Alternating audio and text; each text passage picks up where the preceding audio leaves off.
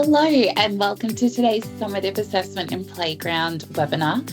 My name is Tash and I work at Xplor as part of the training team, and I will be leading today's webinar. Before we get started, I would love to share an acknowledgement of country with you. I would like to show my respect and acknowledge the Quandamooka people as the traditional custodians of the lands, winds and waters from where I gathered today. I extend my acknowledgement to the traditional custodians throughout Australia, celebrating their diversity, culture and ongoing connections to lands, winds and waters throughout Australia, including where you gather from today. I pay respect to elders, past, present and emerging, extending that respect to all Aboriginal and Torres Strait Islander people joining us today. Excellent. As always, in our webinars, we love to interact and engage with you. We want to make sure that the content we're delivering and sharing with you is relevant. So if you do have any questions or there are things that you would like to see in a bit more detail, please let us know. You can do that by using the Q&A button. This will be found in your Teams toolbar across the top. So if you just press on Q&A, you can pose your questions, and I have allotted some time at the end of today's session to go through and be answering anything that has been posted in there. You can also engage and collaborate with each other through the comment section as well. So if you'd like to put some comments into the chat, you can be engaging with one another in there. You can be sharing ideas on how you might be doing things, or if you've got an idea on how you would like to do something and just see if other people are also doing that, please feel more than welcome to jump into the chat also. Excellent. So as I mentioned, today's webinar is around summative assessments in playground. So a summative assessment in the early learning realm is something that the educators might complete for children at the end of the year.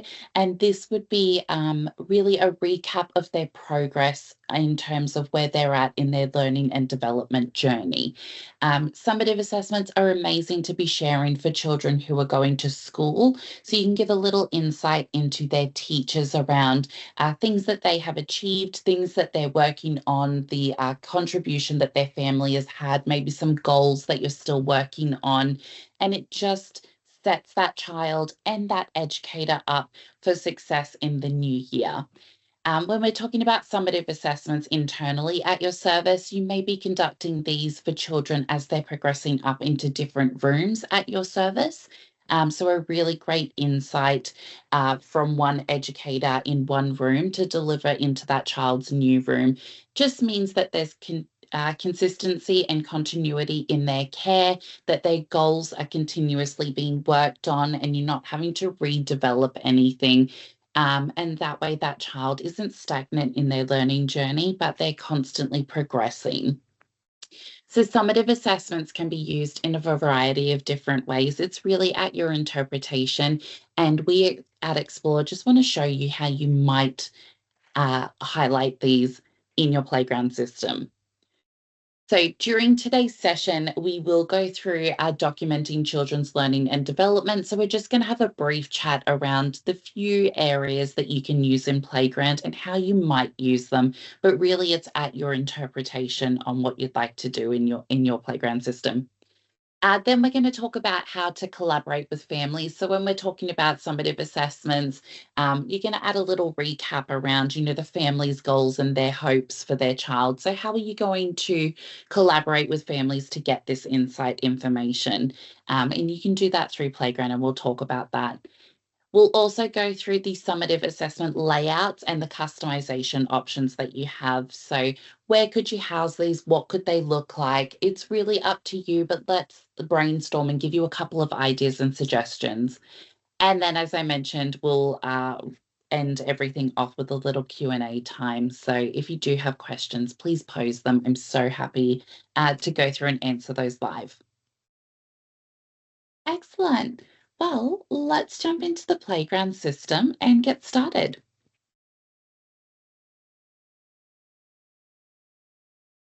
Okay, So logging into Playground, I'm going to be working out of Playground Web. This is predominantly where you will be completing all of your programming, learning, development, all of your documentation. It's easy to do through Playground Web. If you are utilizing an iPad, you will be able to go through the programming and planning tab that you have on the iPad if you are using iOS, and you'll get the same features on there. When we're talking about children's learning and development and documenting this throughout the year or throughout their time in a select room, you've got a couple of options, but one that we have placed in the system and one that we highly recommend, it's mirrored off the Sequa guides, is placing the milestone tracker into your playground system. For us, we've done that through tables and we've set it as a layout design. So when we come into our tables down to layouts, we've got all of our developmental milestones in here. This is just one way. So again, you can interpret this how you'd like. But for us, opening up the 3 to 5, we have mirrored this directly from a Sequa. And it breaks down the developmental milestones for a child based on their age. So you can put all your age ranges in that would associate to the children that you care for. In here, I've got their physical development. As you scroll down, you've got their social, emotional, cognitive development. And again, this all relates back to those milestones that this child would be achieving. The way that we have positioned this in our playground system is that you would come through, you would pop the start date in here. So if I was starting this off today being the 24th of October, 2024, I could tag the child in here. I can place their date of birth if I know it, or if that's not relevant information or something that you want to be adding in there, you don't have to add it in. And then you can put your observers and your collaborators and your contributors in here. So which educators are going to be adding into here? If you just write at, and then you can be tagging your educators. There is no limit in here. You can be adding as many collaborators as you'd like. So this might be if you have focus groups in your centre, you know, certain children might fall under a certain educator for a focus group. You might contribute all of the educators for a particular classroom. So everyone's kind of collaborating and contributing to this child's learning journey. So you might tag everyone. Completely up to you. Once that information is in there, the way that this would work is as you're doing your learning stories, your developmental stories, your what we did today's, all of that documentation that you're doing in Playground, you might click, drag and drop it in here as a reference piece to show that this child has met that developmental milestone and here's the evidence. So for example, if I wrote a learning observation on Dala around dress ups, so she loves putting on dress up. She likes taking off dress up. She likes the costume element, the role play element. That could actually meet quite a lot of the milestones. So going through and just working out which ones of those have been met based on those achievements. And then you could go through and you could actually put that piece of documentation, that learning document, if it's an observation or whatever it is that you've written it up as, in here as a reference piece. So again, if it meets quite a few of these areas, then you could be click, drag and dropping it into each of those. Across the top here, you'll see that I've put yes, that they have achieved it, no, and then you've got emerging. So this is where you might come in and actually be typing notes to say that we have facilitated an activity and we're working with Dala to really grow her development in being able to hop, jump, run. Maybe she's a little uncoordinated. Maybe we're just working on that balance. So that emerging column is something that you could be writing these notes in, and it just shows a holistic journey of learning for this child. So this is an idea of what you might be doing throughout the year. The reason that I'm referencing this in our summative assessment webinar is you could pull up this document at the end of the year, and this is going to intuitively inform your summative assessment. So you've got all of your evidence, you've got all of your case notes in here. You might be putting, you know, your family goals in here, your professional goals in here for that child. So you can come into here and be referencing all of this, and that will inform that summative assessment, and it's going to make it a lot easier to be writing that. So this is an idea, again, that we got directly from Asequa with the milestone checklist that they house on there. But what this looks like for your service is really at your interpretation. But we just want to get you thinking about how you're documenting children's learning and how you're keeping track of it. So this is an option. You can always just save these as drafts. So if you don't want your families privy to reading these, either don't tag the child or just save it as a draft and it stays as an internal document. If you do publish to parents, then your families will be able to read this. They'll be able to comment, which is a really great way to have them collaborating and contributing to their child's learning journey. So again, completely up to you if you would like that publicised and the family be collaborating with you, or if you'd like to keep this more as an internal reference piece, again, that is going to inform your summative assessment at the end of the year. For this example, I'm going to publish mine. Once it is published or saved, you can keep coming back in and editing these. So you either just press on it and press on edit and then keep adding and contributing.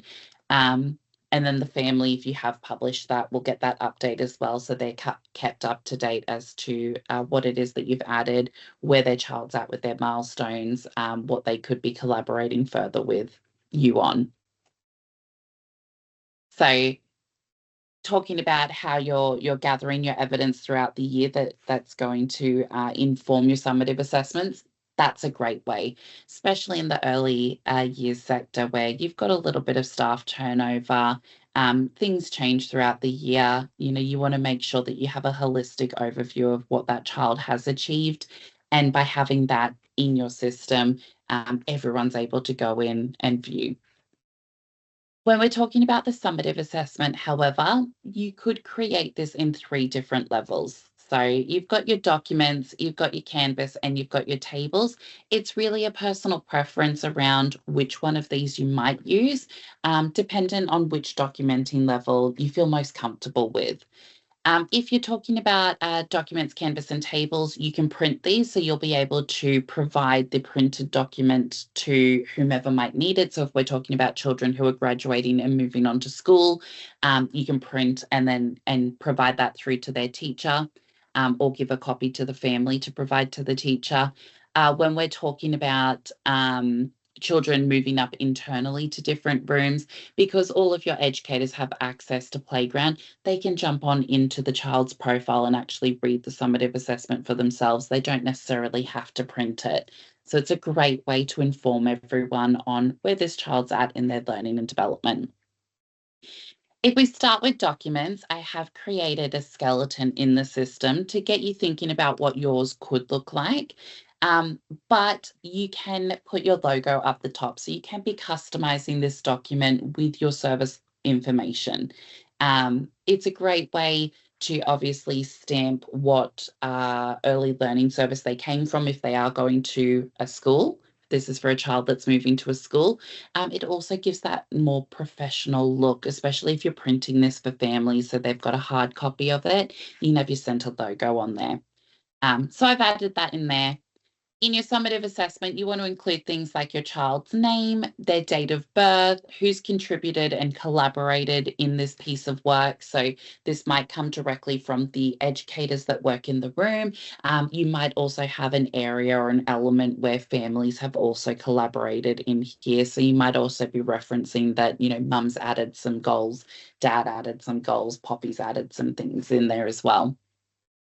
And then the date of completion. So we want to know when this is valid from. Children's development is very, very rapid at especially 0 to 5. A lot of things change quite quickly. So when was this summative assessment written? Just so we know how relevant the information is to that child currently. You might opt to have your educators place a child photo in here. So they would do that the same way they could for any other documenting piece. Just coming into content in here, click, drag and drop in image, you would find the child's photo in here, and then they can upload it. So if this was my child's photo here, then I could just remove that little blurb. And then I've got the photo in there. And then you will put your key points of reference. So what is this summative assessment answering to? For this example, I have based it on the learning outcomes for the EYLF. So I've put the 5 learning outcomes in there, and I would just expect my educator to come through and give examples of how this child has met this goal, is working towards this goal, or what we have in place currently to assist them to be achieving this learning outcome. You want to be putting real life examples in here of how they've met them. So if we're talking to learning outcome 1 around the child has a strong sense of identity, then we want to give examples of how this is evident with this child. So this child is showcasing that they have a strong sense of identity. On this date, they did this, and then on this date, they achieved this. And then it's been evident over the last, month that this child has shown confidence when doing this. So the level of detail that your educators are putting into this summative assessment is key. The benefit of being in documents is there is no word count limit, so they can go through and be adding as much detail as they would like.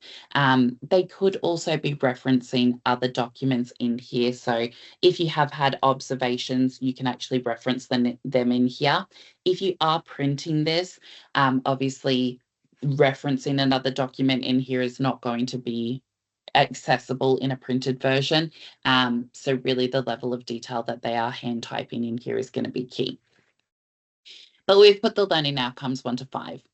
I've also added some areas at the bottom around child's current interests. So what are they currently interested in? What do they like? This is really going to inform the next educators, whether that's the teacher, whether they're moving up to a new room, around the child's current interest, which will be great for the program, but it could also be reference to what soothes them, what comforts them. So if they're feeling a little upset, if they're feeling a little anxious about moving to a new learning environment, you might be putting things in there referencing that they have, a Snuggie or a comforter, or, they get a little bit intimidated around loud voices. So you might want to provide a quiet area for this child to be in. They have a favorite book. So maybe you might want to have that on hand to help soothe them through the transition or change period. Planning to support further learning and development. So this would be referencing things around current goals that haven't been closed off or achieved yet. So putting that in there is really, really key around what are we still working on in terms of this child's development. If they aren't great with their fine motor, if they're really struggling with their writing skills, if, their auditory is what we're working on, then we want to reference those in here. The whole goal of a summative assessment is to set the child and the new educator up for success. So giving a detailed overview of what that child's needs are, and some tips and tricks and some things that you have currently been working on is really key, but doing that in a professional manner. And then I've also added a section in here around family. So what's the family's contribution? What are their goals? Have they left any comments? We want to have that family aspect in there. We want that element to be key, because collaborating with families is a huge goal, and it's definitely a huge part of the development of a child, is making sure that consistently we're collaborating with the family and we're showing that consistency from home life to the educator realm. So this is what it could look like if you were to create a summative assessment in documents. Excellent. You can also create this in tables. So coming into tables, again, I've put a skeleton in the system. This is what it could look like. So again, you can add your branding in here. You can insert the child's photo. I've got the same questions posed in here. A benefit of tables is that you've got these segmented areas that you could be writing the information in. Again, no word count in here, so this could be as large or as small as you need it to be. But you can also color code everything in tables. So you've got your coloring up the top here, and you can do your different shades. So I've used a lot of the colors that we have in our logo. When you print, this is what they're going to see as well. So it could be quite a colorful space if you've got educators that like to work in a bit more of a creative format. then tables is a really great space for them. Again, you can publish this so parents have a copy of this on their home app that they can reference. You can also have this printed to go to the school if the children are transitioning to school. Otherwise, educators will be able to see this in the playground platform under the child's profile. So for their new children, they might go through and just be reviewing the summative assessments for the previous room. So a really great way, again, to capture that information in your system. You can be saving summative assessments as a layout, so then all your educators can go through and just select on the layout and answer the questions as per how you have constructed and posed and designed it. The last area that they may want to be creating their summative assessments in is Canvas. So this is an example of what I've created. Again, still posing the same questions. So we've got our branding in the middle here. We've got our outcome areas around here. I've opened up these boxes here. So this is where they might be coming through and actually answering the questions or writing evidence in regards to the learning outcomes that I've placed there. You've got your family area over here. You've got your planning and support, so that future development, what are you currently working on that you haven't quite achieved with that child? You can pop that over here. And then you've got the child's current interests. I've also placed an area for the child details, so you can put their photo in here. You can be adding those collaborators, the child's date of birth, all of the child's information can go over here. So Canvas is a little bit more of a creative space for those educators that really like that creative element. They like to work in color, they like to work in shapes. They can come in here and you could create something similar to this for them to be posing that information in. The only thing about Canvas is obviously if you do publicize it, it can only be seen by families on the web. So they'll have to go to home.myxplore.com. It isn't able to be seen on their home app, but you can print Canvas. So going through, you'll be able to print this and print it off for anyone, similar to how you would for documents and tables as well. So a really great area for educators to come through and be quite creative, but add all of the relevant information. So it's really at your discretion when we're talking about summative assessments, where you'd like to position those, whether it's a document, a canvas, or a table. The key would be obviously having access to the full learning data for that child for the room that they're currently in. So that would come down to your observations, your daily learning reports that you're sending out, however else you're capturing that information. You might be using posts for snapshots and all of that as well. So where are you housing that? How can that be seen? And how can that inform your summative assessment for this child? If you opt not to use the milestone tracker that I mentioned, you can come into your child profile and you will be able to see all of their learning in here. You can segment their learning by type. So if you predominantly shared learning through posts, then you can just segment your view to posts. Otherwise, you can see via all types. If you'd like to see moments, which is your family input, you can segment your view and go back through retrospectively and look at the moments that the family shared. They may have shared some really key milestones and achievements that the child has had at home, but they may have also been sharing things that they would like you to work on. So it might be that, we're working on fine motor. So this is where we're at home. And then that may have intuitively become a goal at the center. So you can see all of those moments reflectively, go back through, make sure that you've achieved them, see what's still outstanding to be achieved, and then add that into the summative assessment. So that's all in here. So hopefully that's answered some questions around the summative assessment, how you might use it and how you might position it in Playground. We've got some time left now for questions. So if anyone does have any questions, please pop them into the Q&A. I'm so happy to answer those live.